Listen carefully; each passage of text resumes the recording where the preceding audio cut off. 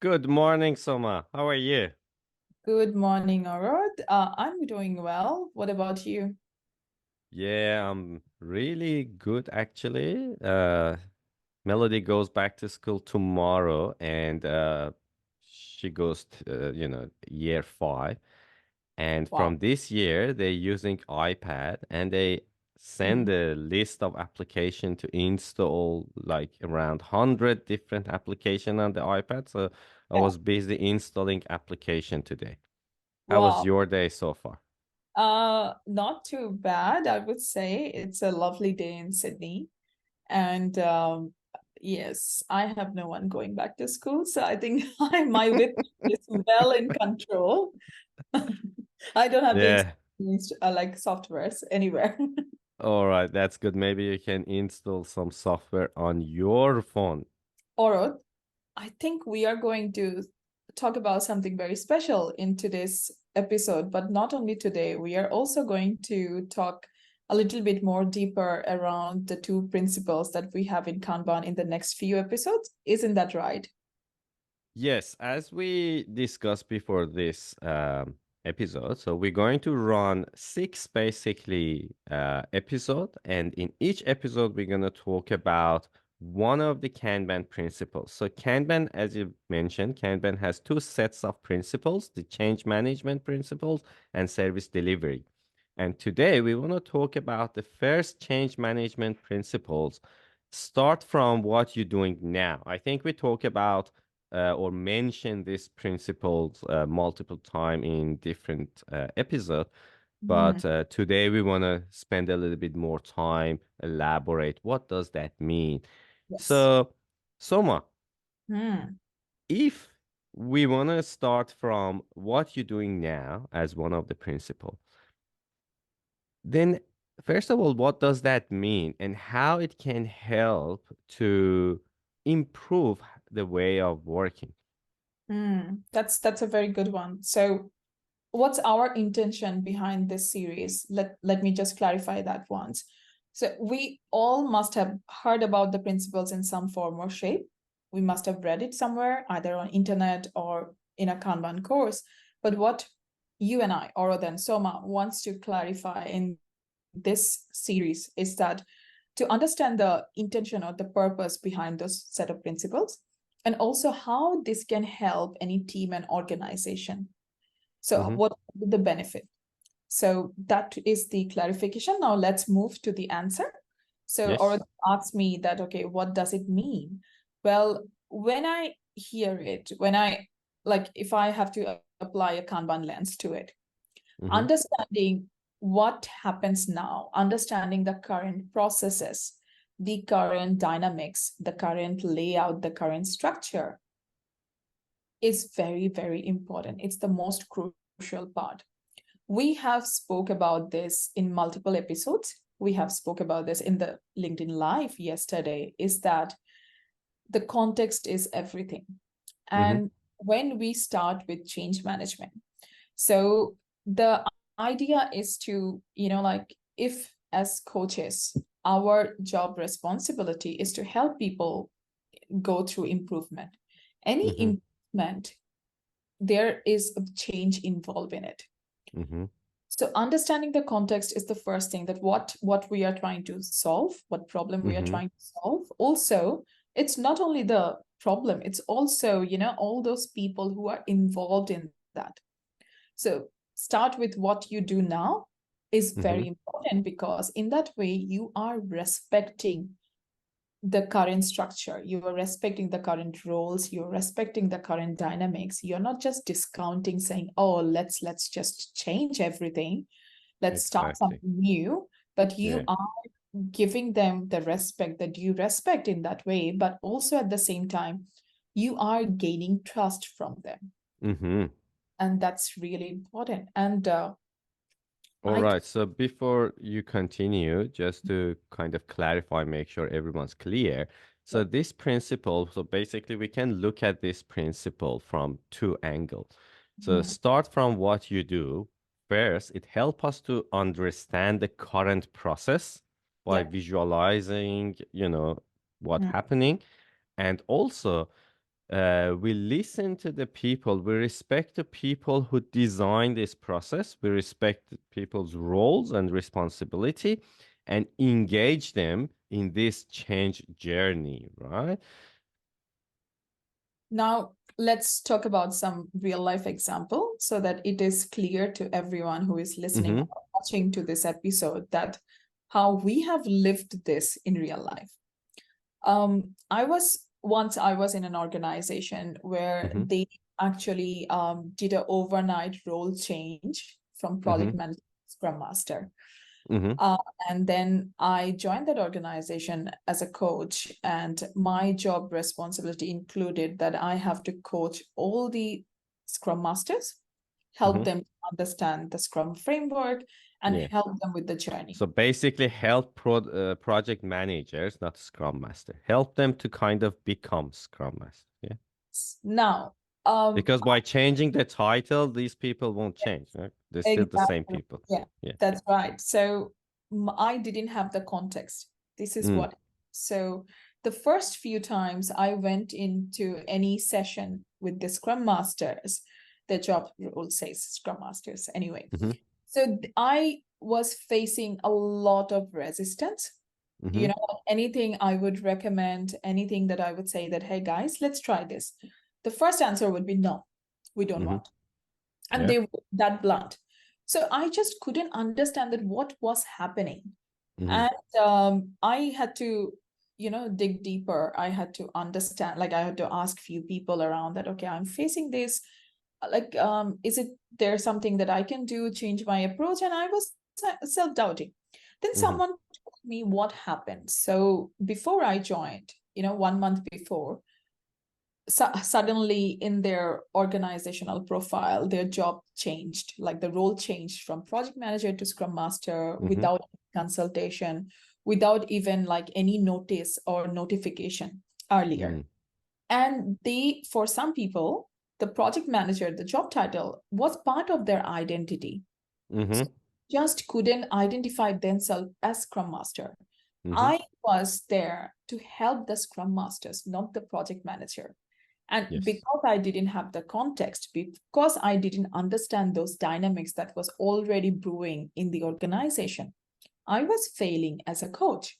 Mm-hmm. So the moment I started understanding that, I went to them back and started addressing them as project managers.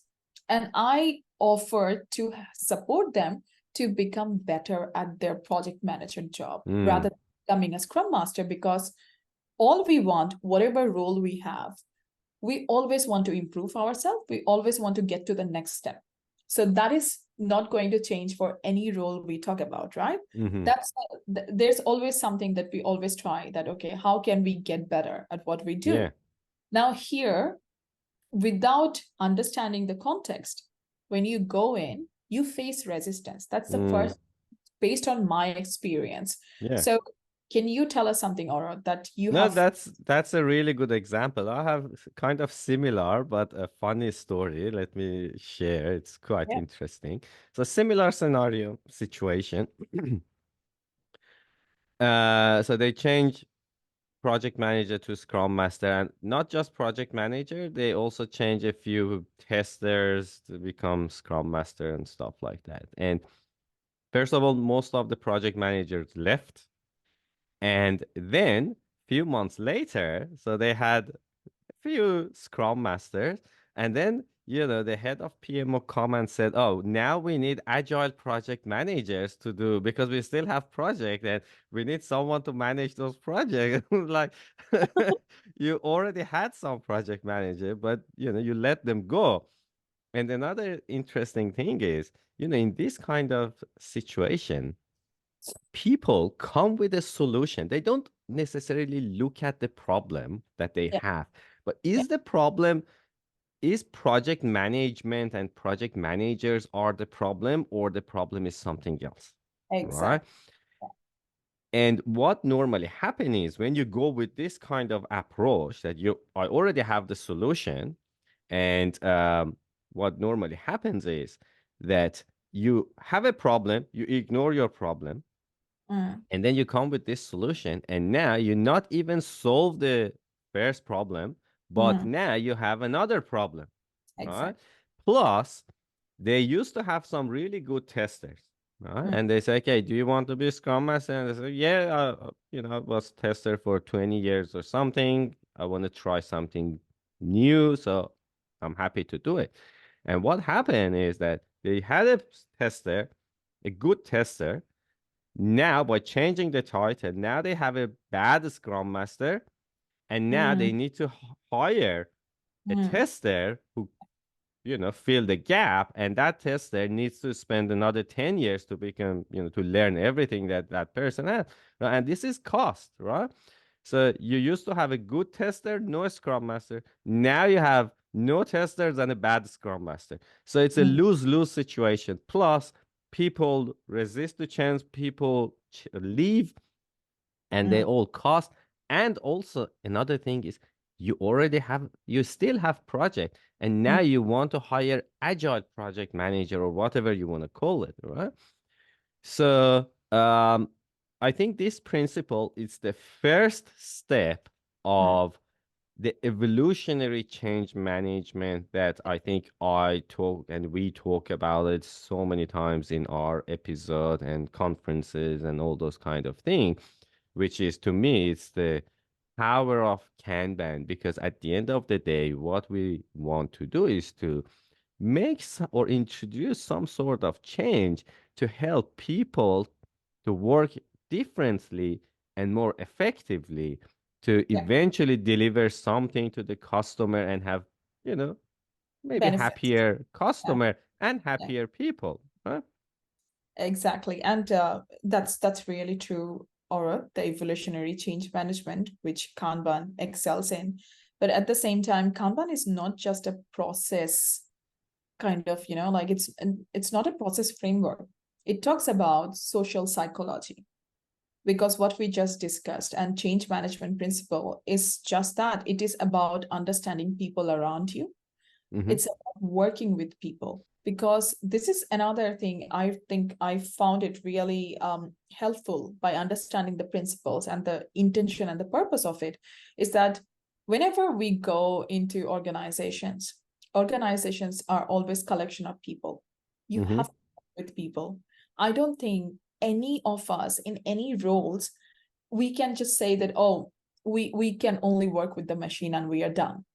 In That's some it. form Yeah. or shape, you have to interact, or your service will have to interact with people. So Mm. understanding them, respecting them, and like having that empathy for them, because change Mm-hmm. is and in order to for that to understand, if you understand and also always practice the change management principle, that Mm-hmm. helps you to deal with resistance in workplaces, because whenever there is a change, there would be some form of resistance, but understanding the why is very important. And this first principle is really going to help us to deal and navigate through that it's not about just a solution, as you mentioned, and it's a very, very valid and valuable point. If Mm-hmm. you're coming in with an already preconceived solution without Yeah. understanding context, it is not going to help anyone, neither you nor the people nor the organization. But at the same time, you will face a lot of resistance. So Mm-hmm. that's really important to understand, and also Absolutely. Kanban. I always look at organization as as a living entity. It is, yes. It's like any other living species Mhm. that they need to go through a very long journey to evolve and change. Organization also needs to go through this evolution. Yes. And if they want to survive in this competitive market, and break everything that you already built in the last 20 years or something, and build it from scratch, Mm. uh, based on my limited experience, never worked. So I understand some people still like to do it, and I guess they still can try. But what really helped me to become a better practitioner and more effective and useful is to, as you said, listen to people, understand their problem, and help them to see what they can do a little bit differently, in a way to deliver the better work to the customer. All right. So just back to this principles. So change management principle, because Kanban as its core is a change management approach. Mm. And unfortunately, most people just look at Kanban as a Kanban board. But what I think we like to happen is that people look at the Kanban from different angle, and that's the change management approach. And the first principle of change management, Kanban change management, is to start from what you do. I just summarize what we discussed and what Soma said. Start from what we do. It helps to understand the current process and help us to understand what the actual problem is. And also, we respect the people's roles and responsibility by not introducing new roles necessarily. At some stage, if it's needed, and if people say, okay, we need to introduce new roles, of course, you can introduce new roles, but we normally don't start with introducing new roles or process or anything Yeah. else. Uh, is there anything else, Sama, you want to add before we wrap up this episode? No, I think that's good. We can continue on this next week when we talk about the second principle in change management. Second principle. Yes. Absolutely. All right. Then thanks, everyone, and thanks so much for listening. So please continue watching and watching us on YouTube. And we go through this 6 episode about Kanban principles. Yes. Thank you, Orod, and thank you, everyone.